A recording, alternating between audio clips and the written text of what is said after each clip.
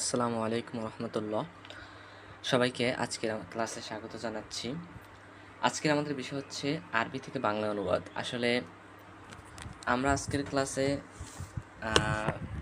আর কি একটু বোধগম্যতা তৈরির চেষ্টা করব।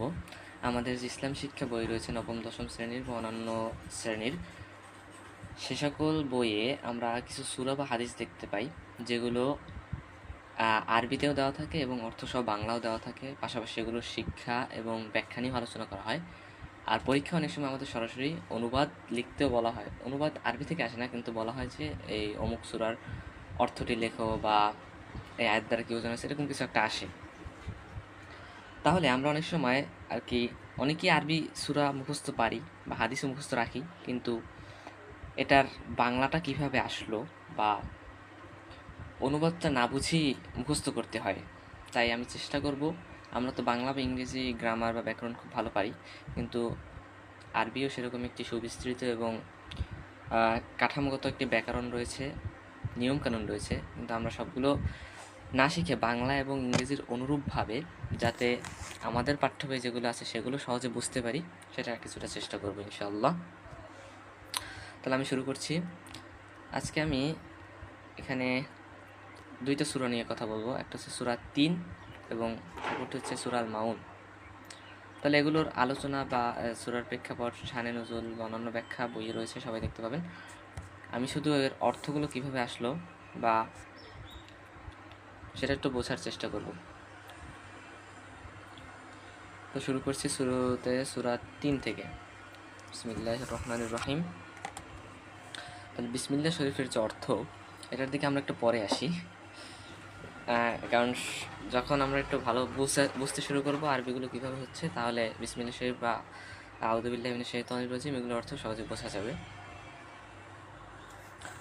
তো আমরা যদি দেখি, শুরুতে আমাদের এখানে শব্দার্থ দেওয়া রয়েছে। ওয়া শব্দের অর্থ রয়েছে হচ্ছে শপথ, আর সূরাটির শুরুতে রয়েছে ওয়াত্তিনি ওয়াজ-জাইতুন। দুইটা বস্তু শপথ করা হচ্ছে, একটা হচ্ছে আত-তিন আর একটা হচ্ছে জাইতুন। তিন মানে হলো, এখানে আমরা অর্থ দেখতে পাচ্ছি আঞ্জির বা ডুমুর জাতীয় ফল, আর জাইতুন মানে হলো জলপাই বা জাইতুন জাতীয় ফল। তাহলে এটা আমরা বুঝতে পারলাম যে ওয়াত্তিন ওয়াজ-জাইতুন, শপথ আঞ্জির ও জাইতুনের। সহজ। ওয়াতুরি সিনিন, এখানে আরেকটা বস্তু শপথ করা হচ্ছে, সে বস্তুটা কি? সিনাই প্রান্তরস্থ তুর পর্বত। তুরি সিনিন, সিনাই প্রান্তরস্থ তুর পর্বত। এটা সহজে বোঝা গেল। এখানে এসে একটা নতুন শব্দ পেলাম, হাদা। ওয়া হাদা, ওয়া মানে তো শপথ বুঝলাম, আর এরপর রয়েছে আল বালাদিল আমিন। তাহলে এখানে আমরা দেখতে পাবো যে বালাদ শব্দের অর্থ হচ্ছে শহর বা নগর। বালাদ শব্দের অর্থ হচ্ছে শহর বা নগর। আর আমিন, আল আমিন মানে কি? বিশ্বাসী। আল্লাহ রাসূলের একটি উপাধি ছিল। আর আমিনের একটা অর্থ হচ্ছে নিরাপদ। তাহলে বালাদিল আমিন মানে কি? নিরাপদ শহর। বালাদিল আমিন মানে হচ্ছে নিরাপদ শহর। আচ্ছা, তাহলে একটা শব্দ নিয়ে আমাদের কাজ করতে হবে, সেটা হচ্ছে হাদা। এই হাদাটা কি? এখন এইটা বোঝার জন্য আমাদেরকে আরবির যে পদ বিভাজন বা পার্টস অফ স্পিচ, সেটা বুঝতে হবে। আরবিতে পার্টস অফ স্পিচ বুঝতে হবে। তো আমি চলে যাচ্ছি সেখানে। আরবির যে পদ বিভাজন, সেখানে আমরা 3 প্রকার পদ দেখতে পাই: ইসম, ফেল, হারফ। তো ইসম মানে নাম, যে কোনো কিছু নাম বোঝাবে। ফেল যে কোনো ক্রিয়া বা ভার্ব বোঝাবে। আর হারফের ভিতরে আমাদের কনজাংশন, প্রিপোজিশন, ইন্টারজেকশন, সব ধরনের কানেক্টরস সব কিছু অন্তর্ভুক্ত হবে। ইসমের ভিতরেও প্রোনাউনগুলো অন্তর্ভুক্ত হবে, তারপরে অ্যাডজেক্টিভগুলো অন্তর্ভুক্ত হবে। আচ্ছা, এখন আমরা হাদা নিয়ে কাজ করবো। এই হাদা জিনিসটা কি? আমরা ইংলিশ বা বাংলায় ই সম্পর্কে জেনেছি, নির্দেশক সম্পর্কে জেনেছি। ইংলিশে যেটাকে বলা হয় দিস, বা বাংলায় এই, আরবিতে সেটারই অর্থ আসে হাদা। দিসের জন্য আসে হাজা। এগুলোকে বলা হয় ইসমুল ইশারা। ইসম মানে কি? একটা পার্টস অফ স্পিচ, ইসম মানে নাম, ইসমুল ইশারা অর্থাৎ যে সকল ইসম দ্বারা নির্দেশ করা হয় বা ইশারা করা হয় সেগুলোকে বলা হয় ইসমুল ইশারা। তাহলে এগুলো হচ্ছে নিকট নির্দেশক। হাদা এটা একটা নিকট নির্দেশক। এর দূর নির্দেশক হচ্ছে হাদায়ের দূর নির্দেশক হচ্ছে যালিকা। হাদায়ের দূর নির্দেশক হচ্ছে যালিকা। আমরা একটু জায়গা নিয়ে নিই।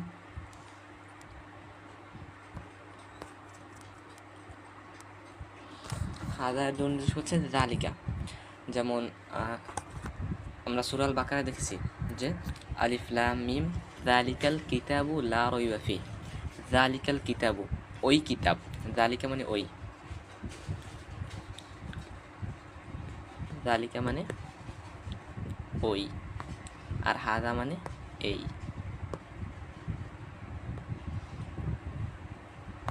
আরও কিছু নির্দেশক রয়েছে। আর আরবির ক্ষেত্রে আমাদের যে লিঙ্গ 2 প্রকার, স্ত্রীবাচক পুরুষবাচক, আর বচন 3 প্রকার। বাংলা ইংলিশের ক্ষেত্রে বচন বা নাম্বার হচ্ছে 2 প্রকার, একবচন বহুবচন। কিন্তু আরবির ক্ষেত্রে 3 প্রকার, একবচন দ্বিবচন বহুবচন। একবচন দ্বিবচন বহুবচন। তাহলে যালিকা এটা হচ্ছে কি একবচন, ওই। আর স্ত্রীবাচকের ক্ষেত্রে এটাকে বলা হয় তিলকা। স্ত্রীবাচকের ক্ষেত্রে তিলকা। আমি যদি বলি ওইখানে কোনো নারী আছে তাহলে তার ক্ষেত্রে আমরা তিলকা ব্যবহার করব। আর ওই কোনো পুরুষ তাহলে তার ক্ষেত্রে আমরা যালিকা ব্যবহার করব। আবার হাদা হচ্ছে নিকট নির্দেশক, আর নারীর ক্ষেত্রে এটা হবে হাদিহি, মানে এই কোনো নারী বোঝাতে আমরা ব্যবহার করব হাদিহি। তাহলে এইগুলো স্ত্রীবাচক, নারীবাচক, নিকট নির্দেশক, দূর নির্দেশক।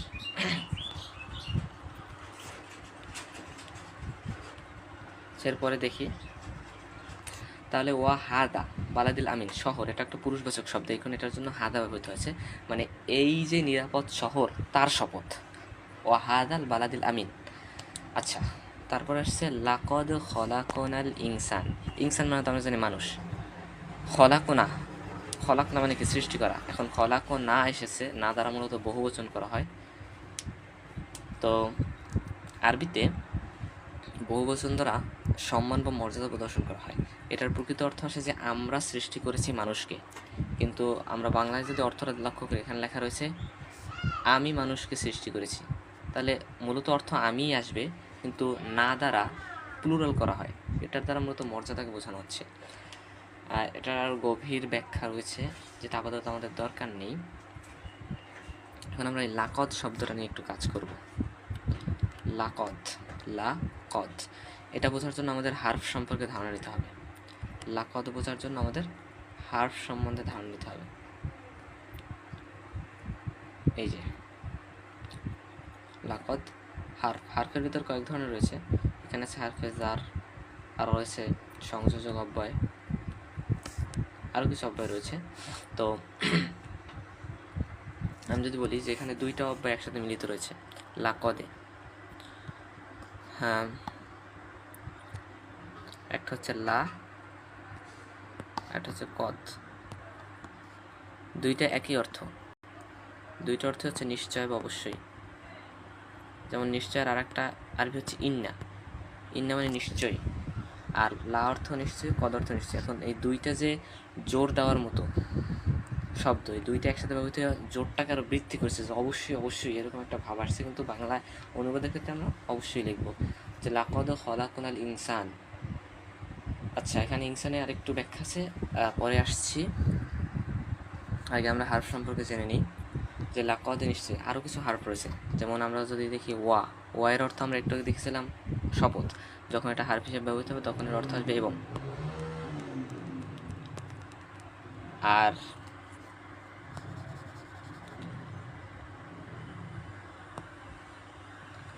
আরেকটা রয়েছে আও। আও, আও এর অর্থ হচ্ছে অথবা। এগুলো কোরআনের বিভিন্ন জায়গায় ব্যবহৃত হয়েছে অনেকবার, অসংখ্যবার। দেখলেই আমরা উদাহরণ দেখলেই বুঝতে পারবো যেগুলো কত বেশি ব্যবহৃত হয়েছে, কত জানাটা আবশ্যক বলতে পারে। আরও রয়েছে, যেমন সামনে আসলে আরও পাবো আমরা, তা আমি এখানে উল্লেখ করেছি অনেকগুলোই। যেমন মিন, তারপরে ইলা মানে প্রতি, বি মানে দ্বারা, লি মানে জন্য, তারপরে ফা মানে অতঃপর, এবং তুম্মা মানে আবার, এগুলো উল্লেখ করে দিয়েছি। আরও কিছু রয়েছে প্রশ্ন করার জন্য, সেগুলো আমরা সামনে দেখব। এখানে উল্লেখ রয়েছে, তাও পরে দেখছি। আমরা সূরার ক্ষেত্রে সামনে আগাই। যে লাকাদ খালাকনাল ইনসান, এখন এইখানে ইনসান শব্দটা তো শুধু ইনসান, আমরা যদি শব্দে তাকাই, আল ইনসান মানুষ বা মানব জাতি। এখন এখানে আরবিতে কারক নির্দেশের জন্য, আরবিতে কারক খুবই গুরুত্বপূর্ণ একটা বিষয়। কারক নির্দেশের জন্য মূলত জবর, জের এবং পেশ ব্যবহৃত হয়। আরবিতে কারক নির্দেশের জন্য জবর, জের এবং পেশ ব্যবহৃত হয়। যখন কোনো শব্দের শেষে পেশ ব্যবহৃত হবে, তখন সেটা কর্তা কারককে নির্দেশ করবে। কি নির্দেশ করবে? কর্তা। যখন কোনো শব্দের শেষে পেশ ব্যবহৃত হবে, সেটি কর্তাকে নির্দেশ করবে। আর যখন শব্দের শেষে জবর থাকবে, যেমন আমরা ইনসানের ক্ষেত্রে দেখছি ইনসানা, লাকাদ খালাকনাল ইনসানা, তো এটা কি কর্মকে নির্দেশ করছে, মানে মানুষকে, আল্লাহ তাআলা মানুষকে সৃষ্টি করেছেন, কর্মকে নির্দেশ করছে। আর যখন থাকবে জের, তখন এটি মূলত সম্বন্ধ কারককে নির্দেশ করবে। যেমন এটার মধ্যে সম্বন্ধ নির্দেশ করে, পজেসিভ জের থাকলে। এগুলো আলাদা নাম রয়েছে আরবি ব্যাকরণে, আমরা সহজভাবে বোঝার চেষ্টা করব। তাহলে এগুলো সামনে আরও আমরা দেখব, আর এটা খুব বেশি গুরুত্বপূর্ণ। এই কারণে কোরআন তেলাওয়াতের সময় যদি কখনো পেশের জায়গায় জের পড়া হয় বা জেরের জায়গায় জবর পড়া হয়, তাহলে কিন্তু অর্থের আমূল পরিবর্তন হয়ে যাবে। কারণ এখানে যদি বলা হতো যে লাকাদ খালাকনাল ইনসানু, মানে মানুষ নিজে সৃষ্টি করেছে, এরকম একটা অর্থ আসবে, কর্তা হয়ে যাবে মানুষ ইনসানু বললে। এই কারণে এগুলোর ক্ষেত্রে আমাদের কোরআন তেলাওয়াতের সময় খুব সাবধান থাকতে হয় অর্থের দিক থেকে। এখানে বলা হয়েছে লাকাদ খালাকনাল ইনসানা, মানে আমি মানুষকে সৃষ্টি করেছি। ফিও একটা হারফ, ফি শব্দের অর্থ হচ্ছে মধ্যে, ফি শব্দের অর্থ কি? মধ্যে। আহসানি তাকওয়িম, এখন এখানে হাসান, এখানে যদি আমি শব্দার্থগুলোর দিকে তাকাই, তাহলে লক্ষ্য করব যে আহসান শব্দের অর্থ দেওয়া সুন্দরতম, আহসান শব্দের অর্থ দেওয়া সুন্দরতম, আহসান শব্দের অর্থ দেওয়া সুন্দরতম। এটা আসছে হাসান শব্দ থেকে। হাসান মানে হচ্ছে গিয়ে সুন্দর, হাসান মানে হচ্ছে সুন্দর। এখানে হাসান মানে তা অতি সুন্দর। তো এটার আগে যখন আ ব্যবহৃত হয়েছে, হাসানের আগে যখন আ ব্যবহৃত হয়েছে, তখন এটা সুপারলেটিভ ডিগ্রিতে কনভার্ট হয়েছে। হাসান মানে সাধারণ সুন্দর, আহসান মানে সর্বোত্তম বা সবচেয়ে সুন্দর। তেমনি আরও একটা উদাহরণ দেখব আমরা এই সূরায়, যেখানে আছে আসফালা সাফিলিন, আসফালা সাফিলিন। তো সাফিলিন মানে স্তরকে বোঝায়, নিম্ন পর্যায়ের স্তরকে বোঝায়। আর এর আগে যখন আসফাল ব্যবহৃত হয়েছে, মানে একদম সর্বনিম্ন, আসফাল দ্বারা সুপারলেটিভ করে একদম সর্বনিম্ন, এর নিচে আর কিছু নেই, সেরকম একটা অবস্থা বোঝাচ্ছে। আহসান দ্বারাও একদম অতি সুন্দর বোঝাচ্ছে, এর উপরে কিছু নেই। আমরা জানি সবাই যে মানুষ হচ্ছে সৃষ্টির সেরা জীব, বা মানুষকে সর্বোচ্চ আকৃতিতে, মানে সর্বোত্তম আকৃতি সৃষ্টি করেছে, মানুষ হচ্ছে সুন্দরতম সৃষ্টি। তাহলে এর উপরে অন্য কোনো আল্লাহ তাআলার সৃষ্টি নেই। একইভাবে এখানে বোঝানো হচ্ছে যে মানুষ যদি খারাপ কাজ করে বা সৎকর্ম না করে, তাহলে মানুষ এমন পর্যায়ে নেমে যাবে যার নিচে সৃষ্টি জগতে আর কোনো পর্যায় নেই। এ কারণেই কোরআনের ব্যাখ্যা এবং অর্থ এতটা গভীর।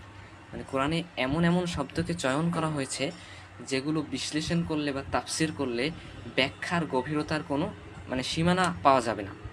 কারণ এই কোরআনকে আল্লাহ তাআলা বুঝে শুনে পড়ার কথা বলেছেন। আল্লাহ তাআলা কি বলেছেন যে রাত্তিলিল কুরআনা তারতিলা, আল্লাহ তাআলা, আমরা জানি কি সহিশুদ্ধভাবে কোরআন তেলাওয়াত করাকে তাজবিদ বলে, আল্লাহ তাআলা কিন্তু এখানে তাজবিদ সহ তেলাওয়াত করার কথা বলেননি। তিনি বলেছেন রাত্তিলিল কুরআনা তারতিলা, তারতিলের সাথে, তারতিল দ্বারা বোঝায় তাজবিদও থাকবে, সুরও থাকবে, মানে সুললিত কণ্ঠেও তেলাওয়াত করতে হবে, প্লাস অর্থ বুঝে, মানে চিন্তা গবেষণার সাথে তেলাওয়াত করাকে আল্লাহ তাআলা নির্দেশ দিয়েছেন। তো এই কারণেই কোরআন এর অর্থ বা ব্যাখ্যা মতো অনেক গভীর, তাই আমরা আস্তে আস্তে বোঝার চেষ্টা করব ইনশাআল্লাহ। তাহলে আমরা কোন পর্যন্ত ছিলাম? লাকাদ খালাকনাল ইনসানা ফি আহসানি তাকওয়িম। তাকওয়িম মানে আকৃতি, এই যেখানে আছে তাকওয়িম মানে আকৃতি বা গঠন, তার মানে সুন্দরতম আকৃতি আল্লাহ তাআলা মানুষকে সৃষ্টি করেছেন, এই অর্থটা আমরা বুঝলাম। সুম্মা আমরা দেখলাম এটা একটা ইরবের অর্থ অতঃপর বা তারপর। তারপরে রদাদনাহু, রদাদ না একটা ভার্ব বা ফেল, না আগে বলেছি আমরা অর্থে ব্যবহৃত হয়, কিন্তু সবসময় কোরআনে একে আমি অর্থে নেওয়া হবে।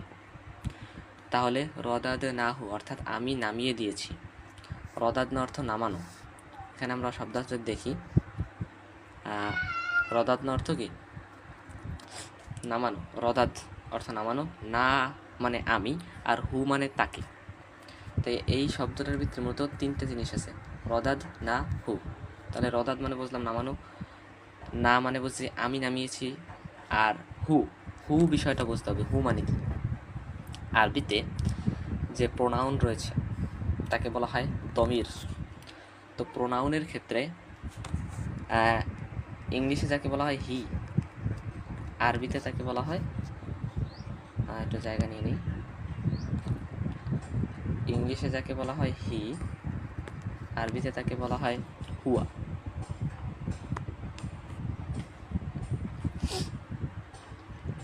আর ইংলিশে তো আমরা জানি এটার অবজেক্টিভ ফর্ম কি হিম, বা পজিটিভ ফর্ম কি হিজ। তো আরবিতে হিম বা হিজ দুটোর জন্যই একটা যুক্ত স্বরবর্ণ ব্যবহৃত হয়, যেটা হচ্ছে হু। যুক্ত স্বরবর্ণ ব্যবহৃত হয় যেটা হচ্ছে হু, এটা শব্দের সাথে যুক্ত অবস্থায় থাকে, কখনো একা ব্যবহৃত হয় না। আর এই হুয়া সবসময় একা ব্যবহৃত হয়। তাহলে হু, একটু দেখলাম যে রদাদ না হু, তাকে, এখানে হিম অর্থে ব্যবহৃত হয়েছে, তাকে নামিয়ে দিয়েছি। আর স্ত্রীবাচকের ক্ষেত্রে যদি আমরা যাই, স্ত্রীবাচক মানে শি, শি এর জন্য আরবিতে ব্যবহৃত হবে কি?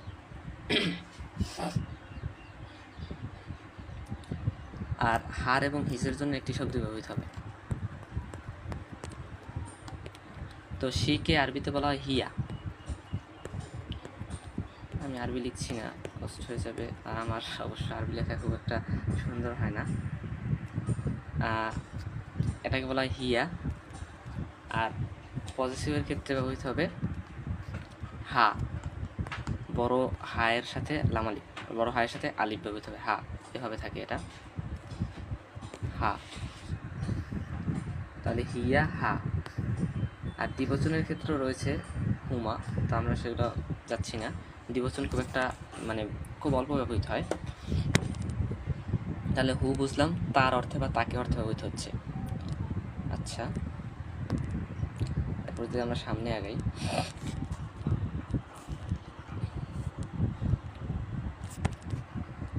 যে তোমরা অদাদ না হু আসফালা সাফিন, অর্থাৎ সর্বনিম্ন স্তরে আল্লাহ তাআলা অতঃপর নামিয়ে দিয়েছেন। ইল্লা, ইল্লা একটা হার্ফের অর্থ হচ্ছে ব্যতীত, আমরা পড়েছি না লা ইলাহা ইল্লাল্লাহ, আল্লাহ ব্যতীত কোনো মাবুদ বা ইলাহ নেই। তাহলে ইল্লা মানে কি? ব্যতীত। আল্লাযীনা, এই শব্দের অর্থ হচ্ছে যারা, যারা। তাহলে এগুলোকে বলা হয়, এগুলো মূলত এক ধরনের প্রোনাউন বলতে পারি আমরা। এগুলোর একটু সামান্য আলোচনা যদি করি আল্লাযীনা নিয়ে, তাহলে জায়গার প্রয়োজন একটু।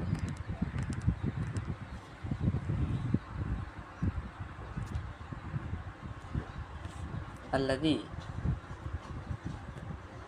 আল্লাযী মানে হচ্ছে যে, আর আল্লাযী না, যখন এর সাথে না ব্যবহৃত হবে তখন প্লুরাল হবে, এর অর্থ হবে যারা। আল্লাযীনা যারা। আর স্ত্রীবাচকের ক্ষেত্রে বলা হয় আল্লাতী, আল্লাতী তাত্তালিউ আলাল আফিদা, এরকম স্ত্রীবাচকের ক্ষেত্রে আল্লাতী ব্যবহৃত হবে, আর এটার প্লুরাল হবে আল্লাতী, একটু টান দিয়ে পড়লে আল্লাতী, অর্থাৎ স্ত্রী যারা। তো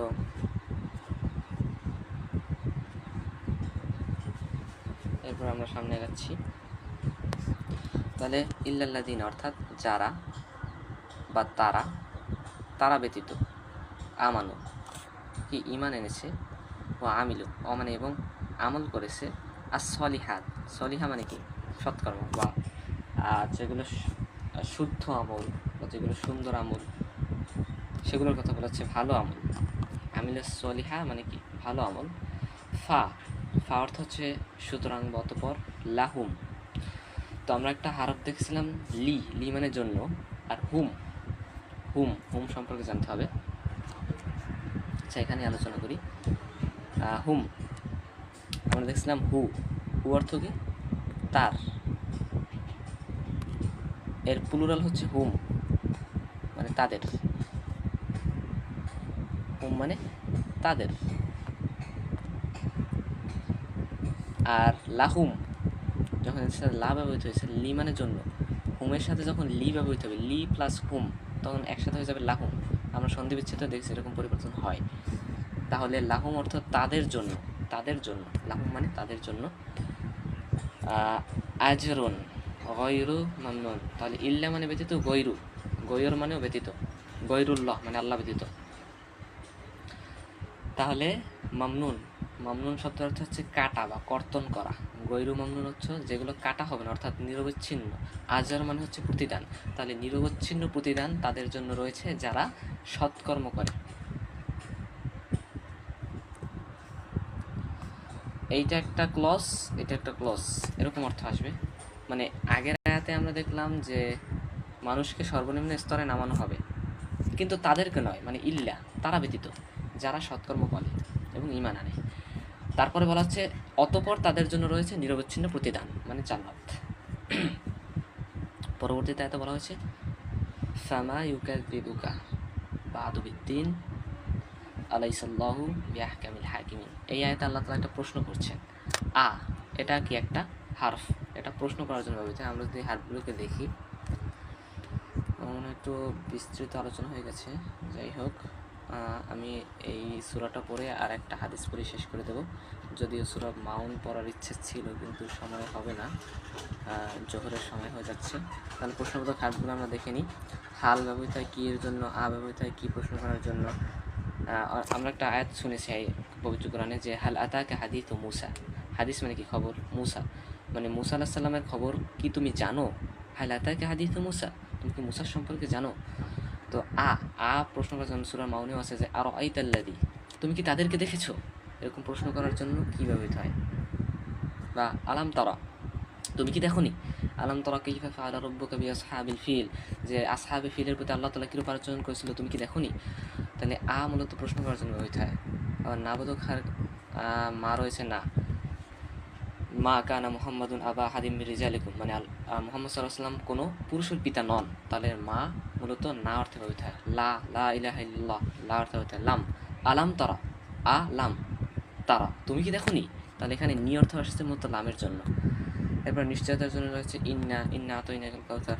তারপর রয়েছে কদ, আমরা দেখলাম যে লাকদ খালাকনাল ইনসান, তা এখানে লাও দেওয়া হয়নি যদিও, যাই হোক। তাহলে এগুলো আমরা জানবো অল্প কিছু। তাহলে আমরা এই হারফগুলো সম্পর্কে জেনে নিলাম, প্রশ্নবোধক হারফ। তাহলে আলাইসা আল্লাহু বিআহকামিল হাকিমিন। আহকামিল হাকিমিন, হাকিম মানে কি? বিচারক। আহকাম সর্বোত্তম বিচারক, আহকামিল হাকিমিন শ্রেষ্ঠ বিচারক। তাহলে আল্লাহ তাআলা কি বিচারকদের মধ্যে শ্রেষ্ঠ বিচারক নন? সেটা বলা হচ্ছে।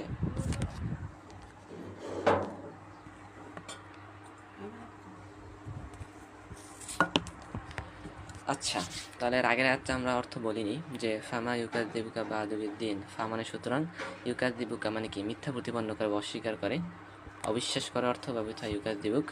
তাহলে সুতরাং কিসে তোমাকে বিচার দিবস সম্পর্কে অবিশ্বাস করছে? ফামা ইউকাযযিবুকা বা'দু বিদ্দিন। বিদ্দিন, বিও একটা হারফ, এটা দ্বারা বা সম্পর্কে অর্থ প্রকাশ করে। তো বা'দু বিদ্দিন মানে বিচার দিবস সম্পর্কে। ইউকাযযিবুকা, তাহলে আমরা দেখছিলাম হু মানে তার, আর যখন তোমার বা ইয়োর বা তোমাকে ইউ এরকম অর্থ প্রকাশ করবে তখন কা ব্যবহৃত হয়। ইয়োর বা ইউ, কা, কাফ এর উপর একটা জবর, কা। তাহলে আমরা দেখব যে আলাম নাশরাবিতে আছে যে এখানে রয়েছে যে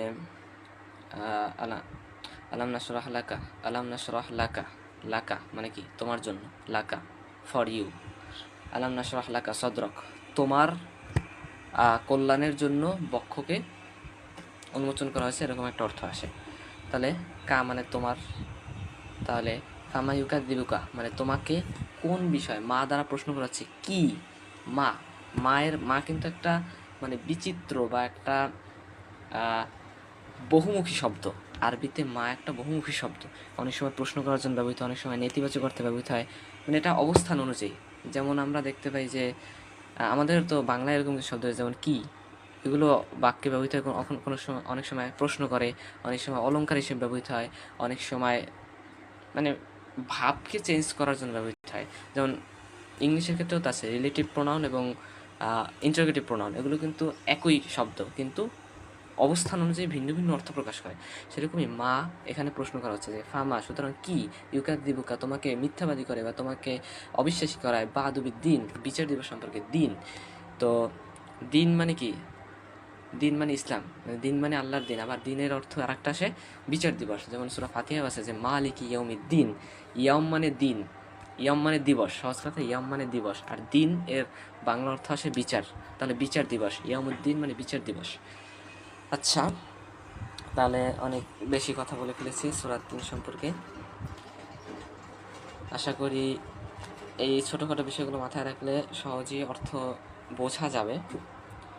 এখন আমি একটি ছোট্ট হাদিস সহিহ আল বুখারী এর প্রথম হাদিস, নিয়ত সম্পর্কিত হাদিস, সেটা সম্পর্কে একটু আলোচনা করব। সূরা মাউনের দিকে আজকে যাচ্ছি না, অনেক লেন্দি ক্লাস হয়ে গিয়েছে। একটা ছোট্ট হাদিস, এটা আমরা দেখব। হাদিসটা হচ্ছে ইন্নামাল আমালু বিন্নিয়াহ, ইন্নামাল আমালু বিন্নিয়াহ। এখানে আমরা শব্দার্থ দেখতে পাচ্ছি। হাদিসটা অনেক ছোট কিন্তু খুব গুরুত্বপূর্ণ। ইন্ন অর্থ নিশ্চয়ই, আর মা, মা আমরা জানি নেতিবাচক অর্থ দেয়, তাহলে ইন্নামা অর্থ কি? নিশ্চয়ই না, না সেরকম অর্থ আসবে না এখানে।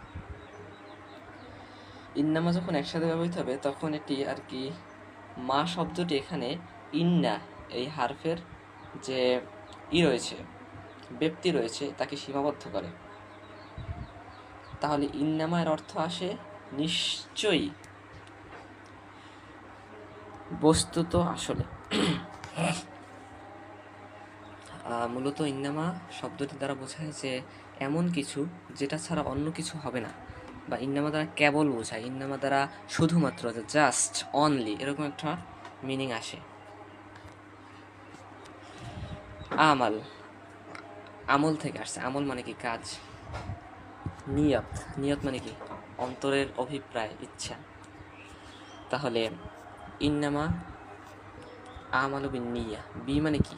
দ্বারা। এখানে উপর অর্থে বা উপর অর্থে ব্যবহৃত হবে, বা দ্বারা অর্থ নিলেও সমস্যা নেই, যে সকল আমল। আচ্ছা, এখানে একটা সকলবাচক বিষয় সাধারণভাবে বলি, যে আমল দ্বারা শুধু সাধারণভাবে কাজ বোঝায়, কিন্তু যখন আল আমাল তখন এটা প্লুরাল হয়ে যায়, যে সকল ধরনের কাজকে বোঝানো হচ্ছে আমল সমূহ। বিন্নিয়া মানে নিয়তের উপর বা নিয়ত দ্বারা, তাহলে সকল আমল সমূহ নিয়ত দ্বারা নিয়ন্ত্রিত হয়, তার মানে কি? আর ইন্নামা দ্বারা বোঝানো হচ্ছে যে শুধুমাত্রই নিয়ত দ্বারা, অনলি অন ইয়োর উইল। তাহলে শুধুমাত্র নিয়ত দ্বারা নিয়ন্ত্রিত হবে বা পরিচালিত হবে, বা এর ফলাফল নির্ভর করবে শুধুমাত্র নিয়তের উপর। তাহলে এটা খুবই সহজ ছিল। ব্যাখ্যা আমরা জানি, সবাই ব্যাখ্যা দিয়ে যাচ্ছে না, আমি আরেকটা হাদিস দেখিয়ে দিচ্ছি। সেটা হচ্ছে এটা একটা বড় হাদিস, যাই হোক সহজভাবে আমি শুধু মিনিংটা বলে যাব যে আমরা ধরতে পারি কিনা। মা, মা আমি আগেই বলেছি একটা বহুমুখী শব্দ, বিচিত্র অর্থ রয়েছে এর। তাহলে মা এর বেশিরভাগ অর্থ যখন শুরুতে আসবে, বা মায়ের বেশিরভাগ অর্থই লক্ষ্য করবেন যে এর অর্থ আছে যা কিছু, যা কিছু আছে, এভরিথিং, এরকম একটা অর্থ আসে, যা কিছু। মা, মিন মানে হতে, মুসলিম মানে কি? মুসলমান, মুসলমানদের হতে যে কেউ, যে কেউ অর্থ নিতে পারি আমরা, যা কিছু অর্থ নিতে পারি। তাহলে এখানে মুসলমান যেহেতু একজন ব্যক্তি, তাই যে কেউ অর্থই হবে। মানে মুসলমানদের মধ্যে যে কেউ, ইয়াগরিসু এটা একটা ভার্ব, এর অর্থ হচ্ছে রোপণ করা, গরসান। তো আমরা অনেক সময় নাউন থেকে, বা আমরা যখন সাফিক্স প্রিফিক্স অ্যাড করার মাধ্যমে তো নাউন থেকে ভার্ব, ভার্ব থেকে নাউন এরকম করি, সেরকমই ইয়াগরিসু গরসান দুইটা একই ক্যাটাগরির শব্দ। তো ইয়াগরিসু ভার্ব, গরসান হচ্ছে নাউন। গরসান মানে হচ্ছে বৃক্ষ, আর ইয়াগরিসু মানে রোপণ করা। তাহলে মুসলমানদের মধ্যে যে কেউ বৃক্ষ রোপণ করলো, আও মানে অথবা, ইয়াজরাউ মানে আবাদ করলো, জারআন ফসল, ফায়াকুলু, ইয়াকুল মানে কুল, কুল মানে খাওয়া, কাপ লাম পেশ কুল মানে খাওয়া, ইয়া কুল মানে সে খেয়েছে বা খায়, এরকম একটা অর্থ আছে। ফা মানে সুতরাং বা অতপর, অতপর খায় মিনহু তা হতে। হু এর অর্থ আমরা দেখেছি যে আসে গিয়া তার বা সে, কিন্তু হু বস্তুবাচকের ক্ষেত্রে তা অর্থে হতে হবে। মিনহু তা হতে, তৈরুন মানে পাখি, আও অথবা ইনসানুন মানুষ, আও অথবা বাহিমতন চতুষ্পদ প্রাণী, ইল্লা ব্যতীত, কানা কানা মানে নিশ্চয়, লাহু তার জন্য, বিহি তা সদাকা সদাকা হিসেবে গণ্য হবে। এখানে ইল্লা এসেছে মানে এরকম একটা অর্থ দেয় যে ইল্লা কানা লাহু, তার জন্য সদকা ছাড়া আর কিছুই হবে না, সদকা ব্যতীত আর কিছুই হবে না, সেরকম অর্থ দেয়। মানে তা কেবল তার জন্য সদকাই হবে। অর্থাৎ যখন বা যদি কোনো মুসলমান বৃক্ষরোপণ করে বা ফসল আবাদ করে এবং তা হতে কোনো পাখি, কোনো মানুষ বা চতুষ্পদ জন্তু ভক্ষণ করে, তাহলে তা তার জন্য শুধুমাত্র সদকা হিসেবে গণ্য হবে।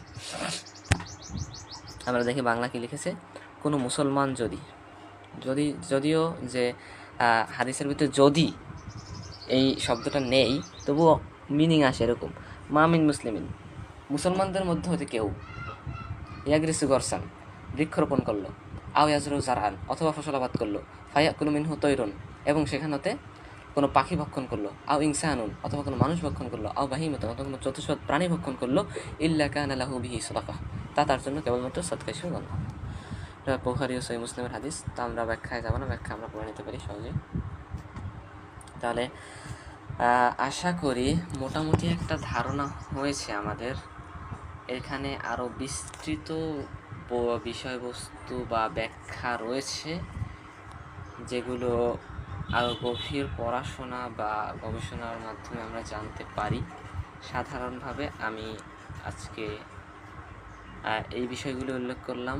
আশা করি কিছুটা হলেও সাহায্য হবে বা উপকারে আসবে। তাহলে আজকের ক্লাস আমি এখানেই শেষ করছি। আমরা বেশ কিছু সর্বনাম, আমি কারক নিয়ে বেশি আলোচনা করিনি, কিন্তু কারক বিষয়টা আসলে আরবি বিষয়ে অনেক বেশি গুরুত্বপূর্ণ। এটাকে বলা হয় আরবিতে ইরাব। ইরাব মানে কখনো কর্তা হয়, কখনো কর্ম হয়, কখনো হয় পজিটিভ বা সম্বন্ধ হয়। আরও কিছু উদাহরণ মাধ্যমে দেখা যেত, তো আপাতত থাক। সূরা মাউন থেকে কিছু উদাহরণ যদি আমি দেই, যে 3 নম্বর একটা লক্ষ্য করি, ওয়ালা ইয়াহুদ্দু আলা তুআমিল মিসকিন, তুআমিল মিসকিন, তাহলে এখানে তুআম মানে কি খাদ্য, তুআম মানে খাদ্য, কিন্তু যখন তুআমিল মিসকিন, যখন তুআমের নিচে জের ব্যবহৃত হয়েছে তখন এটা সম্বন্ধ বোঝাচ্ছে, তখন এটা সম্বন্ধকারক বোঝাচ্ছে। তাহলে তুআমিল মিসকিন, মিসকিন এর খাদ্য, মিসকিন এর খাদ্য, তুআমিল এর খাদ্য। তাহলে এটা একটা গেল। তারপর এর আগে দেখেছিলাম যে লাকাদ খালাকনাল ইনসানা, আর যদি আমি দেখি যে আল্লাযীনা হুম ইউরাউন ওয়া ইয়ামনাউনাল মাউন, কর্তৃকারক আপাতত দেখছি না। যাই হোক, তো যখন পেশ ব্যবহৃত হবে তখন কর্তাকারক ব্যবহৃত হবে। তো আজকের ক্লাস এখানে শেষ করছি। ধন্যবাদ সবাইকে এতক্ষণ প্রায় আধা ঘন্টার মতো আমার সাথে যুক্ত থাকার জন্য। সবাইকে অনেক অনেক শুভকামনা এবং সালাম জানিয়ে আজকের ক্লাস এখানে শেষ করছি। আল্লাহ হাফিজ। আসসালামু আলাইকুম রহমতুল্লাহ।